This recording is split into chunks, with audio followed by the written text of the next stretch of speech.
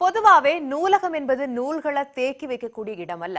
நூல்களை நேசிச்சு அவ சொல்லும் உண்மைகளை உணரும் இடமாகவும் நூலகம் அமைய வேண்டும். அதுபோன்ற ஒரு நூலகத்தை சென்னையில் வசிக்கும் பேராசிரியர் அரசு தன் வீட்டிலேயே வடிவமைத்துள்ளார். அது குறித்த செய்தி தொகுப்பு தான் முதல்ல பார்க்க இருக்கும். பணி ஓய்வின் போது கிடைக்கும் பணத்தை கொண்டு வெளிநாட்டுக்கு செல்லலாம், தனி வீடு கட்டலாம் என்பதுதான் பலரது கனவாக இருக்கும்.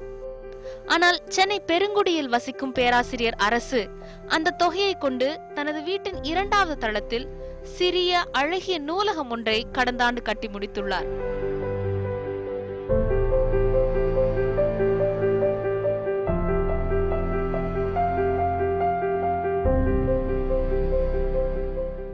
தஞ்சாவூரை சேர்ந்த இவர் சென்னை பல்கலைக்கழகத்தில் 1984ஆம் ஆண்டு முதல் தமிழ் துறையில் பேராசிரியராக பணியாற்றியவர். கடந்த 30 ஆண்டுகளுக்கும் மேலாக தமிழ், திராவிடம், வரலாறு குறித்த நூல்கள், அச்சு ஊடகம், சிறு இதழ்கள் என பல்வேறு துறைகளில் தான் தேர்ந்தெடுத்து சேர்த்து வைத்த 20,000க்கும் மேற்பட்ட நூல்களை இந்த நூலகத்தில் வைத்துள்ளார். ஒவ்வொரு ஆண்டும் நடக்கக்கூடிய இந்த புத்தக கண்காட்சி, திருவள்ளிக்கேணி பகுதியில் உள்ள இந்த பழைய புத்தக கடைகள், அப்புறம் தமிழில் வரக்கூடிய மாற்று வடிவமான சிறு பத்திரிகைகள், இவற்றையெல்லாம் வாங்குவது என்பதும் அவற்றை முறைப்படுத்தி வைத்துக் கொள்வது என்பதும் ஒரு தொடர்ந்து கடந்த 30 ஆண்டுகளாக நிகழ்ந்தது. அனைத்து புத்தகங்களையும் ஒரே இடத்தில் நின்று கொண்டே வாசகரால் பார்க்க முடியும் என்பது இந்த நூலகத்தின் தனி சிறப்பு. ஒவ்வொரு நூலை பார்க்கும் போதும் அந்த நூலை பற்றிய சுவாரஸ்யமான தகவல்கள் நினைவுக்கு வரும் என்கிறார் பேராசிரியர் அரசு. நூல்களை படிக்கும் போது வாசகர்களுக்கு அமைதியான இடம் தேவைப்படுவது போல் நூல்களுக்கும் போதிய வெளிச்சம், காற்று வசதி கொண்டதாக நூலகம் அமைய வேண்டும்.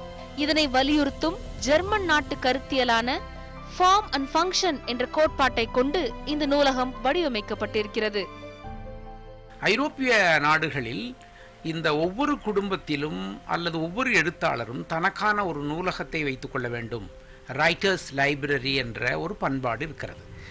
நமது ஊரில் அப்படியான பண்பாடு, அப்படியான தன்மைகள் அவைகளெல்லாம் பெரும் அளவில் வளரவில்லை. ஏனென்று சொன்னால் இந்த அச்சு வடிவமான புத்தக உருவாக்கம் என்பதே நமக்கு காலனியம் கொடுத்த சொத்து தான்.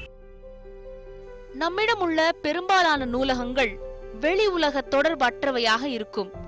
ஆனால் 2 தளங்கள் கொண்ட இந்த நூலகத்தில் வெளி உலக தொடர்புடனே இயற்கை காட்சிகளையும் ரசித்துக் கொண்டு நூல்களை வாசிப்பதற்கும் அது குறித்து எழுதுவதற்கும் இடவசதி இருக்கிறது. ஓலைச்சுவடியில் தொடங்கி இன்று டிஜிட்டல் தொழில்நுட்பம் வரை நாம் வளர்ந்து விட்டாலும் இது போன்ற அறிவியல் பூர்வமான, அதே நேரம் ரசனை மிகுந்த பொது நூலகங்களை வடிவமைக்க நாம் கற்றுக்கொள்ள வேண்டும். வீடா நூலகமான வித்தியாசம் தெரியல.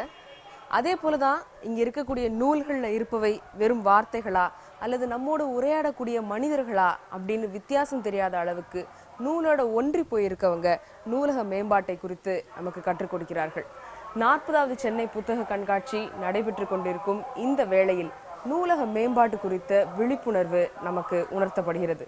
ஒளிப்பதிவாளர் ஸ்ரீராமுடன் சாரதா, நியூஸ் 18 தமிழ்நாடு.